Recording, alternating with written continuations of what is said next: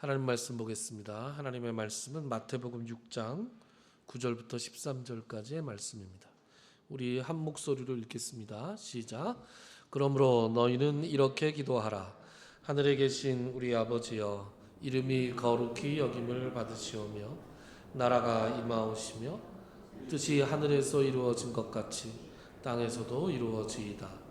오늘 우리에게 일용할 양식을 주시옵고 우리가 우리에게 죄 지은 자를 사하여 준 것 같이 우리 죄를 사하여 주시옵고 우리를 시험에 들게 하지 마시옵고 다만 악에서 구하시옵소서. 나라와 권세와 영광이 아버지께 영원히 있사옵나이다. 아멘. 지난 시간에 우리는 소율이 문답 100문을 두 번에 걸쳐서 살펴봤습니다.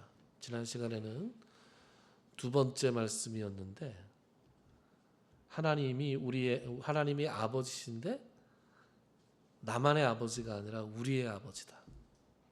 우리의 아버지시기 때문에 우리는 기도할 때 나만을 위해서 기도하는 것이 아니라 다른 사람들과 함께 기도해야 되고 다른 사람들을 위해서 기도해야 된다.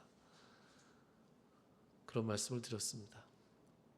오늘은 주님이 가르쳐 주신 기도의 이제 서문을 지나서 첫 번째 기원, 첫 번째 간구를 살펴볼 차례입니다. 첫 번째 간구는 무엇인가? 이름이 거룩히 여김을 받으시오며입니다.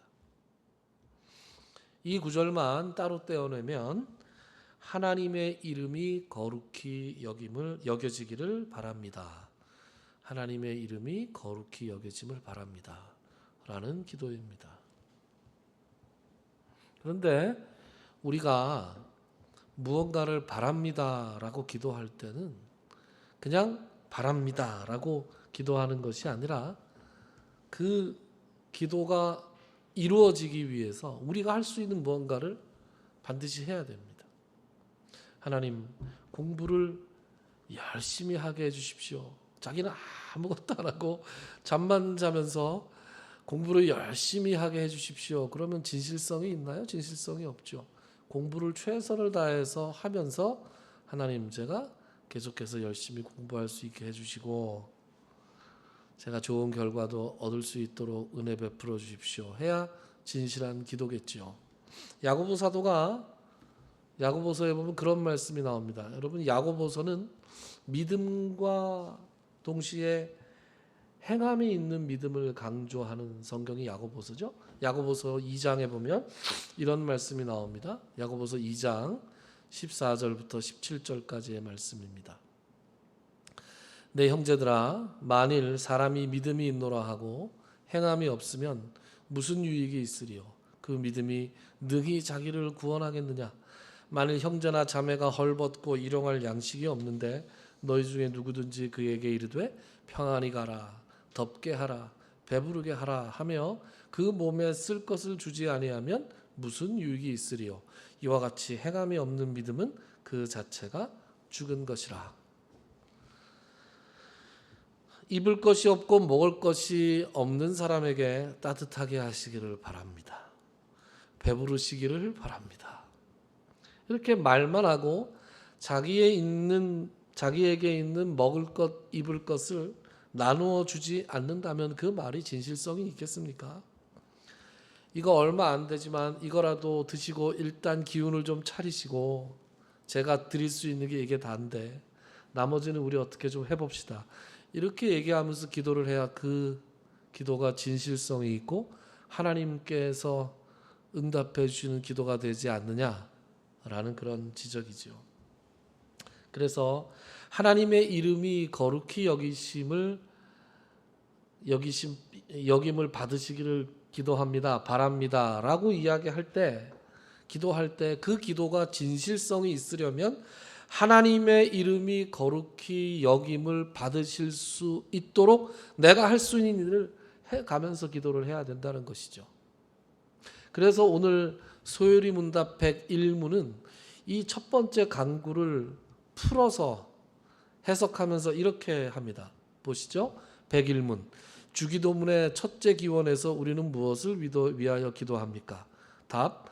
주기도문의 첫째 기원 즉 당신의 이름이 거룩히 여김을 받으시오며 에서 구할 것은 하나님이 자기를 나타내시는 모든 일에서 우리와 다른 사람들로 하여금 능히 그에게 영광을 돌리게 하는 것입니다.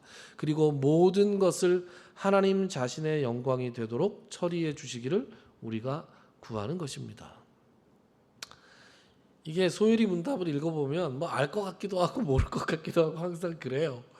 이게 무슨 법조문 읽는 것처럼 제가 좀 쉽게 풀어드리면 소율이 문답이 가르치는 것, 하나님의 이름이 거룩히 여김을 받으시기 바랍니다 라고 할 때 우리가 첫 번째로 뭘 얘기해야 되냐? 하나님께 영광을 돌리게 해 주십시오. 이렇게 기도하라는 거예요. 누가요? 우리뿐만 아니라 여기 나오잖아요. 우리와 다른 사람들로 하여금 우리가 영광을 돌리게 하시고 다른 사람들도 영광을 돌릴 수 있게 해 주십시오. 두 번째는 뭐예요? 모든 것을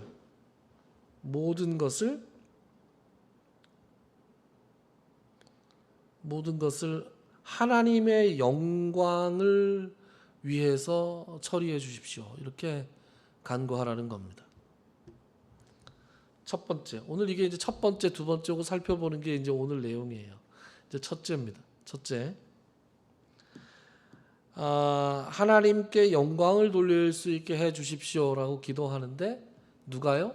우리뿐만 아니라 다른 사람들. 이 기도를 하는 우리뿐만 아니라 이 기도를 알지 못하는 다른 사람들도 하나님께 영광을 돌리게 해 주십시오. 일단 해결해야 될 문제가 있습니다. 예수님께서는 하나님의 이름이 거룩히 여김을 받게 해달라고 그렇게 기도하라고 가르치셨는데 소율이 문답은 이 하나님께서 영광을 받으시는 문제로 살짝 바꿨어요. 말을. 그렇죠? 그래서 이 거룩과 영광의 문제를 살짝 다루고 넘어가겠습니다. 거룩이라는 말은 히브리어로는 카도시라고 하고요. 헬라어로는 하기오스라고 할 거예요. 그런데 둘 다 어떤 뜻을 가지고 있냐? 구별되었다라는 뜻을 가지고 있습니다. 그러니까 거룩하다라는 말은 구별되었다라는 뜻입니다. 그러니까 근본적으로 하나님은 피조물과는 구별된 존재시다. 하나님께 대해서 거룩하다라는 우리가 말을 쓸 때는 하나님은 그렇게 구별된 존재시다라는 것이죠. 그래서 하나님을 믿는 사람들은 구별된 삶을 살아야 한다라는 것이죠. 구별된 삶, 남다른 삶. 이렇게 구별되고 남다른 삶을 다른 말로 거룩한 삶이라고 하고 이런 삶을 통해서 하나님께 영광을 돌리는 삶을 살 수 있는 것이다라는 것이죠. 즉 그럴 때 우리가 구별되고 남다른 삶을 살아갈 때 누가 영광을 돌리게 되느냐? 우리뿐만 아니라 다른 사람들도 영광을 돌리게 된다라는 것입니다. 어느 순간부터 우리 한국 교회에 이상한 풍조가 들어와 있어요. 어떤 풍조가 들어와 있느냐? 내가 개인적으로 무슨 성공을 하는 것이 곧 하나님께 영광이다. 이런 식의 생각을 가지고 있는 분들이 많습니다. 내가 사업을 해서 크게 성공을 한다거나 내가 어떤 특정한 지위까지 높이 올라간다거나 하여튼 내가 인간적으로 어떤 업적과 성취를 했을 때 그것을 통해서 내가 하나님께 영광을 돌린다. 이렇게 생각하는 경우가 많습니다. 그래서 물질을 쫓아가고 권력을 쫓아가고 명예를 쫓아가고 하는 일들이 그리스도인들 사이에서도 아주 너무 당연하게 여겨지고 있습니다. 그리고 그것이 마치 하나님께서 우리들에게 원하시는 삶인 양 교회에서도 그렇게 이야기하는 때가 많습니다. 열심히 살지 말라는 얘기가 아니고 높은 지위가 제한되었을 때 그것을 그리스도인으로서 어떻게 받들 것인가 고민하면서 기도하면서 받들지 말라는 얘기가 아니고 자신의 개인적인 성취와 업적이 곧 하나님의 영광이다 라는 식의 사고는 좀 위험할 수 있다라는 말씀을 드리는 것입니다. 하나님은 그런 식으로 영광을 받으신다고 가르쳐 주신 적이 없습니다. 예수님께서는 어떻게 가르쳐 주셨느냐? 예수님께서는 우리가 어떻게 살아갈 때 하나님께서 영광을 받으신다라고 가르쳐 주셨냐 하면 마태복음 5장에 이런 말씀이 나와요. 같이 한번 보죠. 마태복음 5장. 우리 같이 한번 읽어볼까요? 굉장히 익숙한 말씀이죠. 시작. 너희는 세상의 소금이니 소금이 만일 그 맛을 잃으면 무엇으로 짜게 하리요? 후에는 아무 쓸데없어 다만 밖에 버려져 사람에게 밟힐 뿐이니라. 너희는 세상의 빛이라. 산 위에 있는 동네가 숨겨지지 못할 것이요 사람이 등불을 켜서 말 아래 두지 아니하고 등경 위에 두나니 이러므로 집안 모든 사람에게 비치느니라. 이같이 너희 빛이 사람 앞에 비치게 하여 그들로 너희 착한 행실을 보고 하늘에 계신 너희 아버지께 영광을 돌리게 하라. 아멘. 우리가 세상의 소금이고 우리가 세상의 빛이다. 14절에 보면 동네가 산 아래에 있는 게 아니라 산 위에 있는 동네는 모든 사람들이 다 보기 때문에 어떻게 그 존재, 그 산 위에 있는 동네 사람들이 어떻게 살아가는지 감출 수가 없지 않느냐. 마치 그것처럼 우리가 너희들은 세상의 빛인데 사람이 등불을 켜서 말 아래 두지 아니하고, 어렸을 때 이 말 아래 둔다는 말이 무슨 말인지 몰랐어요. 말이 뭐야? 잉 하는 그 말인 줄 알았어요. 이 말이 뭐예요, 여러분? 이 말인 곡식을 이렇게 퍼거나 담아둘 때 쓰는 통 있잖아요. 말통. 그 말입니다. 그래서 이 말이라는 것은 모니아? 헬라어로 모니아인가? 영어로는 부쉘인데요. 어쨌든 이 말은 이렇게 둥그렇게 돼서 우리나라 바구니처럼 생겼단 말이죠. 그거를 사람이 등불을 켜서 말 아래 둔다는 얘기는 덮어놓는다는 얘기예요. 덮어놓으면 어떻게 되겠어요? 그 빛이 퍼지질 않겠죠. 사람이 등불을 켜놓고 말 아래 두는 사람이 어디에 있느냐? 등경 위에 두지 않느냐. 그래서 우리의 삶은 세상 사람들에게 다 노출되어 있다. 온 세상에 다 노출되어 있는데 우리의 빛이 사람 앞에 비치고 그 우리의 행실이 착한 행실일 때에 어떻게 된다고요? 그들이 하늘에 계신 우리 아버지에게 영광을 돌린다고요.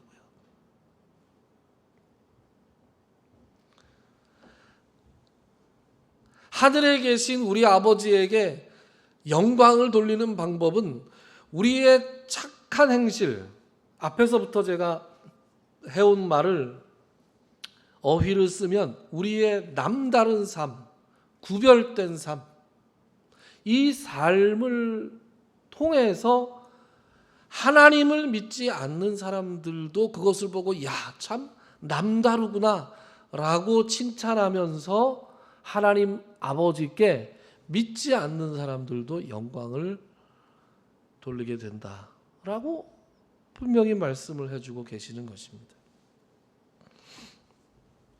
그래서 이 남다르게 사는 것이 매우 중요합니다. 하나님을 알지 못하는 사람들도 다 살고 있는 그런 방식으로 우리가 산다면 그게 무슨 예수 믿는 삶이겠어요?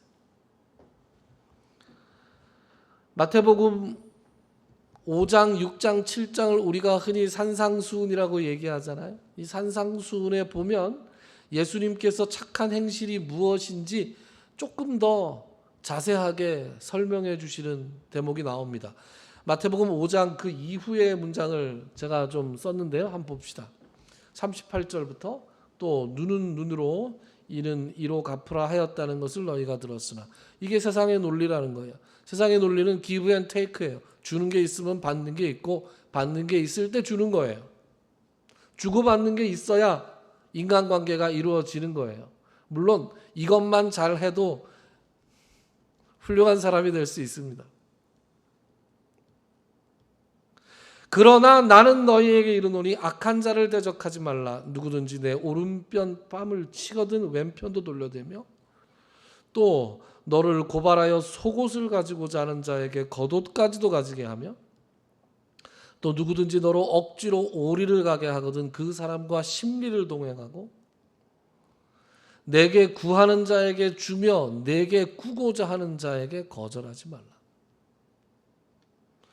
또 내 이웃을 사랑하고 내 원수를 미워하라 하였다는 것을 너희가 들었으나 나는 너희에게 이르노니 너희 원수를 사랑하며 너희를 박해하는 자를 위하여 기도하라. 이같이 한즉 하늘에 계신 너희 아버지의 아들이 될 것이다. 이는 하나님이 그 해를 악인과 선인에게 비추시며 비를 의로운 자와 불의한 자에게 내려주심이라. 너희가 너희를 사랑하는 자를 사랑하면 무슨 상이 있으리요? 세리도 이같이 아니하느냐. 또 너희가 너희 형제에게만 무난하면 남보다 더하는 것이 무엇이냐? 이방인들도 이같이 아니하느냐. 그러므로 하늘에 계신 너희 아버지의 온전하심과 같이 너희도 온전하라. 여러분, 이 말씀이 무슨 설명이 필요합니까? 그냥 아멘으로 받으면 되는 것이에요. 아이고, 이 말씀이 너무 이상적이고 비현실적인 거 아닙니까? 이렇게 생각하는 분들이 분명히 계실 것입니다. 또는 이게 문자적으로 다 받는 것이 아니라 예수님이 말씀하신 취지를 받아야 된다. 다 좋아요. 문자적으로 안 받고 취지로 받으셔도 좋고요. 다 좋은데 여기서 우리가 피할 수 없는 말씀이 있어요. 그게 뭐예요? 남다르게 사는 것이 있어야 된다라는 겁니다. 예수 믿는 사람은 남다르게 구별된 삶을 살 수 있어야 한다는 거예요. 세리보다 이방인보다. 이때 예수 그리스도의 말씀을 듣는 사람들이 듣고 있었던 가장 도덕적으로 땅에 떨어져 있던 사람들을 예를 들면서 그 사람들도 그렇게 사는데 예수 믿는 너희들이 다른 게 뭐냐? 이렇게 예수님께서 도전하고 계시는 것이죠. 그래서 이 말씀을 각자 어느 정도 중요하게 받아들이는지는 잘 모르겠지만 어쨌든 우리가 예수님 뒤에 숨는 것이 아니라 예수님을 믿는 사람으로서 예수 믿는 사람들답게 예수님처럼 살아야 하는 것이죠. 자기 자신을 한번 돌아보자고요. 내가 단 한 가지라도 세상 사람들과 좀 다르게 살고 있는 것이 있는가? 얼마 전에 우리 교회가 함께 교인총회, 임시 교인총회를 하면서 우리 교회에 들어오는 헌금 수입이 얼마 되지는 않지만 우리 교회 헌금 수입의 절반을 교회 밖을 위해서 쓰자라는 내용을 결의를 했습니다. 저는 이거 되게 큰 거라고 생각합니다. 제가 다른 교회를 이렇게 좀 보니까 100주년 기념교회가 정관에다가 못을 박아놨더라고요. 100주년 기념교회에 들어오는 헌금 수입의 50%를 교회 밖을 위해서 쓴다. 그러니 훌륭한 교회가 됐죠. 그렇지 않습니까?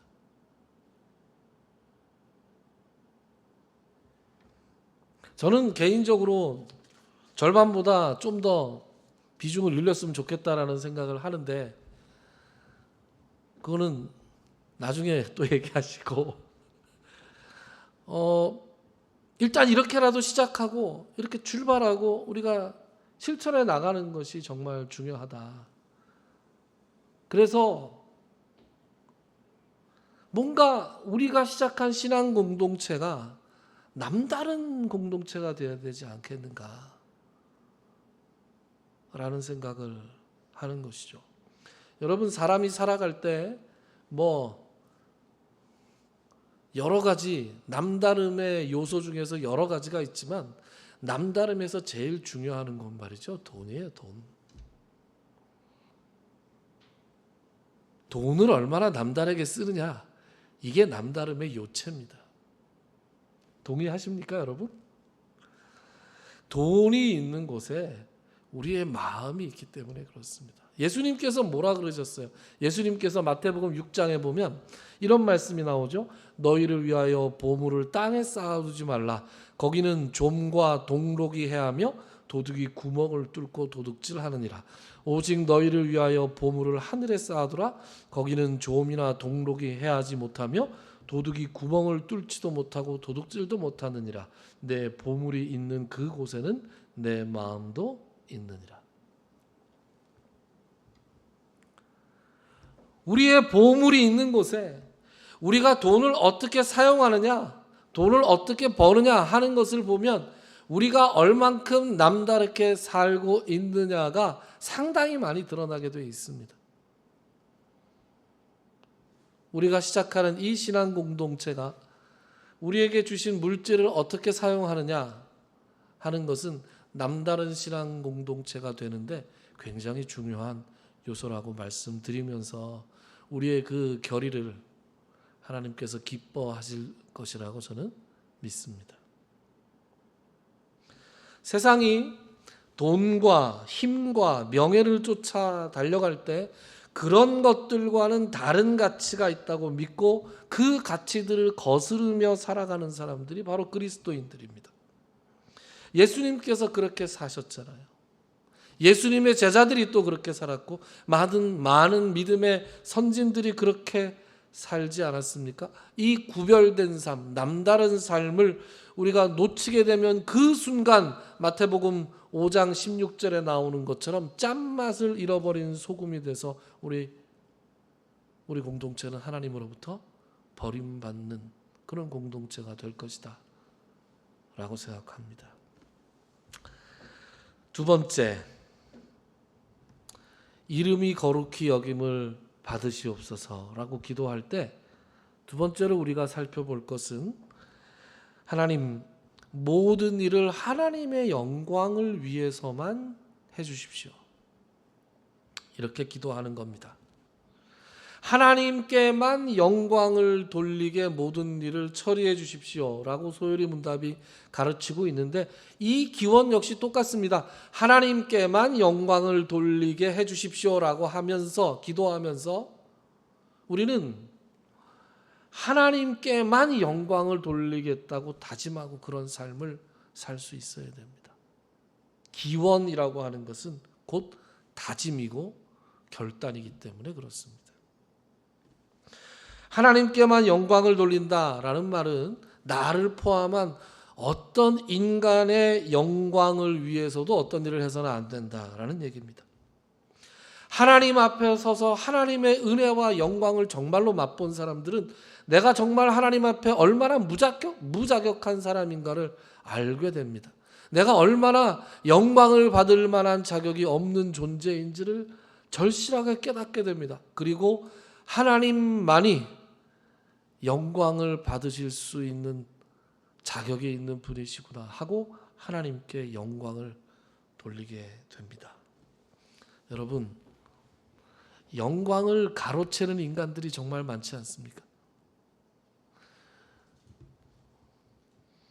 인터넷에 말이죠. 구글에다가 성과 가로채기, 실적 가로채기, 논문 가로채기 이런 식으로 검색을 한번 해보세요.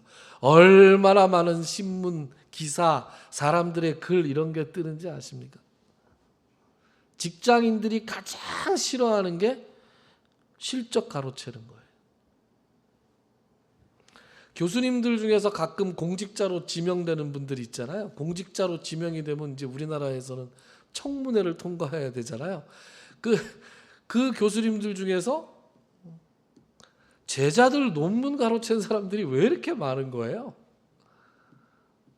논문을 가로채서 프로젝트를 받아와서 제자들 일은 시컸다 조교들 대학원생들 그냥 짜장면만 사 먹여가면서 다 일 시키고 돈은 자기가 받고 이름도 자기가 내고 그렇게 해서 명예를 누리는 사람들이 얼마나 많은지 참 깜짝깜짝 놀랄 때가 많습니다. 아유, 교수들이라고 다 썩었어 이렇게 생각할 게 아니에요. 그냥 하나의 이해입니다. 누구라고 다르게 했습니까? 제가 이 가로채기에 관해서 이제 인터넷 검색하다가 재미있는 게 하나 있어가지고 하나 말씀드리려고 합니다. 2016년에 벼룩시장 구인 구직 하는 회사에서 직장인 891명을 대상으로 설문을 진행한 게 있대요. 거기서 직장 다니는 사람들의 93.1% 어마어마하죠? 93.1%가 직장에서 자신의 성과를 빼앗긴 경험이 있다. 이렇게 대답을 했대요. 그러니까 얼마나 많은 성과 가로채기, 성과 또 실적 가로채기가 직장에서 있는 것입니까? 그런데 이게 재밌다는 게 아니고요. 그래서 이제 그 내용에 대해서 이렇게 나와요. 신문 기사가. 그리고 제일 마지막에 기자가 의미심장한 말을 하나 써놨어요. 다만 눈길을 끄는 것은 자신의 성과를 빼앗긴 경험이 있다라고 말한 사람들 중에 91.5%가 자신은 다른 사람의 성과를 가로챈 적이 없다고 답해 눈길을 끌었다예요. 그럼 어떻게 생각하세요? 10명 중에 9명이 성과를 빼앗긴 적이 있는데 10명 중에 9명은 성과를 뺏은 적이 없대요. 이게 무슨 말이에요 도대체? 그러니까 빼앗긴 사람들은 많은데 뺏은 사람이 없는 거예요. 여러 가지 얘기를 할 수 있겠죠. 여러 가지 추측을 할 수 있습니다. 그런데 제가 해낸 생각은 이런 겁니다. 때린 사람은 잊어버리고 맞은 사람은 기억을 하는 거예요. 여러분 예전에 I love school이라는 게 한참 유행했던 적이 있습니다. 기억나십니까? 한 20여 년 전이에요. I love school이라는 사이트가 유행을 해서 뜬금없이 초등학교 동창, 중학교 동창 이런 친구들한테 전화가 오고 이메일이 오고 그랬던 적이 있어요. 제가 영국에 있을 때였는데 그때가 저한테 뜬금없이 중학교 동창 하나가 전화를 했어요. 그래서 야, 나 누구야? 정땡땡이었어요. 정땡영 이름이 정으로 시작해서 영으로 끝나는 이름인데 장로님 아들이라는데 나 누구야 하는 순간에 저는 뭐가 생각이 났냐면 중학교 2학년 때 그 녀석한테 흠씬 두들겨 맞았던 게 생각이 나더라고요. 아주 못돼 먹은 녀석이었는데 등치가 저하고 비슷했어요. 그러니까 작은 편이었죠. 그런데 독하고 싸움을 잘하기로 친구들 사이에서 이름이 있었어요. 근데 중학교 2학년 때 저한테 무슨 일이 있었냐 하면 왠지 기운이 뻗치는 일이 생겼어요. 2학년 때 한참 잠깐 그러다 말았어요. 몸에 기운이 솟는 거예요. 그래서 예전 같으면은 누가 싸움을 걸어도 피하고 안 하고 그랬는데 그때는 싸움을 누가 걸면 피하지를 않고 같이 주먹 다짐을 했었어요. 그래서 곧잘 이겼어요. 곧잘 이겨먹어서 자신감이 붙어가지고 그 녀석한테 덤볐다가 정말 얼마나 맞았든지 평생 그렇게 맞아본 적이 없는 것 같아요. 군대 가서도 그렇게 안 맞아본 것 같아요. 쉬는 시간 10분 동안 교실에서 싸움이 붙었는데 어찌나 그 주먹이 맵고 빠르던지 나중에는 이렇게 감싸고 얻어 맞았는데 속으로 드는 생각이 누가 좀 안 말리나 제발 좀 말려줬으면 좋겠다. 그 생각이 나요. 그 친구가 I love school에 제 이름을 보고 전화를 해서 야 반장 이러고 전화를 한 거예요. 속으로 반장은 무슨 날 때릴 땐 언제고 그 생각만 딱 나는 거예요. 그래서 무슨 이제 반갑다 하면 어쩌고 얘기를 하다가 야 근데 내가 너한테 얼마나 땀나게 맞았는데 너 기억나냐? 내가 너한테 엄청 맞았는데 그랬더니 무슨 소리야? 내가 너 언제 때렸다고 그래? 그러는데 속으로 억울한 마음에 울컥하고 드는 거예요. 그 친구는 정말 기억을 못 하더라고요. 저는 지금도 기억하고 있는데. 그게 그런 거예요. 피해를 준 사람은 기억을 못 해요. 요즘 연예인들 중에서 뭐 아이돌 이런 애들 중에서 이런 사람들 중에서 이렇게 막 잘 나가다 갑자기 뭐 학폭 연루 이래가지고 막 이만큼 인기가 올라갔다가 하루아침에 이렇게 나락으로 가는 연예인들이 있잖아요. 저는 그 학폭에 가담했던 가해자가 처음에 모른다고 했을 때 진짜로 몰랐을 거라고 확신합니다. 왜? 자기는 그냥 재미로 한 거거든요. 그리고 기억에 내가 어렸을 때 좀 까불었지? 이 정도밖에 생각을 못 하는 거예요. 아이, 뭐 어렸을 때 철없을 때 다 까불고 그러는 거지. 그런데 당한 사람은 안 그래요. 당한 사람은 평생 그것이 응어리가 돼가지고, 그런데 나를 그렇게 괴롭혔던 사람이 멀쩡한 얼굴로 TV에 나오니까 그걸 참을 수가 없고 학폭 얘기하면서 이제 까발리게 되는 것이죠. 제가 무슨 얘기를 하려고 그러냐, 실적을 가로챈 사람은, 가로챔을 당한 사람은 많은데 실적을 가로챌 사람은 없대요. 제가 보기에는 진짜로 안 가로챈 거예요. 자기는 그냥 당연하고 자연스럽게 한 거예요. 가로채는 줄도 모르고 가로채는 거예요. 가로챌 만한 자리에 가 있게 되면. 그리고 뭐 다 그런 거지 이렇게 생각을 하는 거예요. 그러니까 자기는 가로챈 적이 없는 거예요. 그런데 가로챔을 당할 땐 그게 아주 분노스럽고 아주 좌절스럽거든요. 그게 기억에 또렷하게 남는 거예요. 자기가 빼앗았을 때는 별 미안함이 없이 당연하게 여기는 거고, 기억이라고 하는 것은 원래 당연하지 않은 것만 기억을 하잖아요. 그런데 내가 뭔가를 빼앗겼을 때는 분노하고 좌절이 되니까 기억을 하는 거죠. 저는 그렇게 생각합니다. 실적을 가로챈 사람과 실적을 가로채지 않는 사람이 결코 다르지 않을 것이다. 개인적으로 다 다른 사람은 있을 수 있습니다. 사람이 다 거기서 거기다 라고 우리가 가정을 했을 때, 우리가 기억해야 될 것은 정말로 남다르게 살려고 고민하고 결단하고 구별된 삶을 살려고 하지 않으면 그냥 살아가는 대로 살게 된다는 거예요. 힘이 약하면 빼앗기면서 분노하고, 힘이 강해지면 남들 것을 빼앗으면서 당연하게 생각하는 그런 삶을 살아갈 수밖에 없는 것이 우리네 삶이라는 것입니다. 뭔가 다짐하고 결단하지 않으면.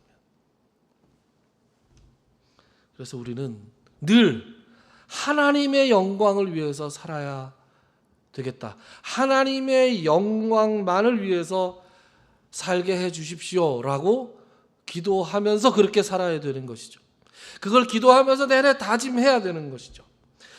하나님이 영광을 받을 만한 분이고, 하나님만이 온전하시고, 하나님만이 선하시고, 하나님만이 정의로운 분이시기 때문에 그렇습니다.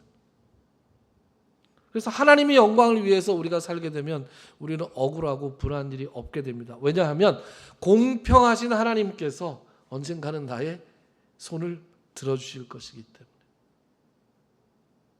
우리는 가해자가 되어서 뻔뻔하게 살아가는 일도 많이 피할 수 있습니다. 왜냐하면 하나님의 영광을 위해서 사는 사람이 자기가 영광을 누리기 위해서 다른 사람들의 영광을 빼앗는 것을 거리낌 없이 할 수 있겠습니까?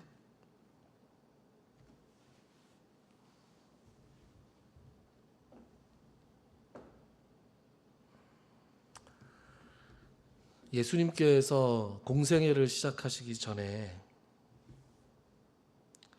마귀 40일 금식을 하신 후에 마귀에게 시험을 받으시잖아요. 세 번째 시험이 뭡니까? 마귀가 예수님을 지극히 높은 곳으로 데리고 가서 천하 만국과 그 영광을 예수님께 보여주고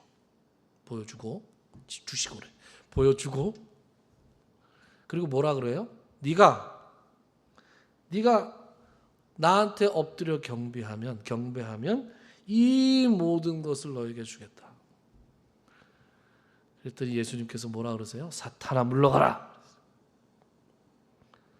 기록되었을 때 주 너의 하나님만을 경배하고 다만 그를 섬기라 하셨느니라. 마귀의 이 유혹을 물리치셨던 예수님께서는 결국 하나님께 복종하는 것을 선택하셨고, 그래서 어디까지 복종을 하세요? 죽기까지 복종을 하시잖아요. 죽기까지 복종하셔서 즉 곧 십자가에 죽으심이라. 이 빌립보서 2장에 나오는 종의 노래잖아요. 죽기까지 복종하시되 곧 십자가에 죽으심이라. 그 다음 구절이 어떻게 됩니까? 이러므로 하나님이 그를 지극히 높여서 모든 이름 위에 뛰어난 이름을 주사 하늘에 있는 자들과 땅에 있는 자들과 땅 아래에 있는 자들로 모든 무릎을 예수의 이름 앞에 꿇게 하시고 하나님께 그들이 그리스도를 주라 시인하며 하나님께 영광을 돌리게 하셨느니라. 여러분, 하나님께 영광을 돌리는 과정이 딱 이런 과정이에요. 우리가 어떻게 하면 하나님께 영광을 돌릴 수 있는가? 하나님께만 영광을 돌려야 한다는 원칙을 우리의 삶의 신조로 삼고, 그리고 우리가 가지고 있는 자아를 바짝 내려놓고 하나님 앞에 엎드려 경배하고 하나님 앞에 순종하는 삶을 살면 하나님께서 오히려 우리를 높이시고, 그리고 그 모든 일들, 그 모든 과정을 통해서 하나님께서 영광을 받으시는 것이죠. 우리가 하나님의 이름이 거룩히 여김을 받으시기를 바랍니다 라고 할 때는 바로 이러한 기원과 이러한 다짐과 이러한 결단이 동반되어야 하는 것입니다. 여러분, 우리가 누구의 영광을 위해서 살고 있습니까? 우리가 갓길교회라는 교회를 시작했는데 누구의 영광을 위해서 이 교회를 시작했습니까? 우리가 교회를 하든지 사업을 하든지 또 직장 생활을 하든지 그 어떤 삶을 살든지 우리의 목표가 하나님의 영광을 위해서만 사는 것이라는 사실을 놓치지 않으면 우리는 하나님께 영광을 돌리는 삶을 살게 될 것이고 하나님의 이름이 거룩히 여김을 받으시게 될 것입니다. 기도합시다. 하나님, 우리가 아무 생각 없이 하나님의 이름이 거룩